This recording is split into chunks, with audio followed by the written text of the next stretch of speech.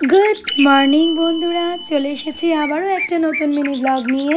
সকালটা আজকে একটু রোদ আর একটু মেঘলা, বেশ ভালো লাগছে। সকালবেলায় যে আমি লেবু মধুর জলটা খাই সেটা আজকে খেয়েছি একটু হলুদ দিয়ে। যদিও আজকে সানডে, কিন্তু রান্না বান্নার সেরকম কোনো চাপ নেই। যা গরম পড়েছে, ওর বাবা আমি ডিসাইড করেছি গরম ভাতে আলু সিদ্ধ, ঘি আর মাছ ভাজা, এটাই আজকের মেনু করব।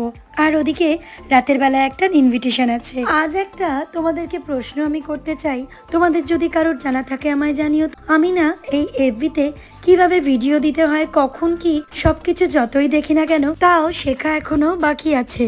তাই আমি এটার কোর্স হয় জানি, তো আমি ভালো কারোর কাছে কোর্স কমপ্লিট করতে চাই। এই বিষয়ে যদি কারোর জানা থাকে আমাকে একটু সন্ধান দিও, এবং সেটা যেন সঠিক আর হেল্পফুল হয়। প্লিজ তোমরা যদি জানো তো আমায় জানিও, আমি কোর্সটা করতে চাই।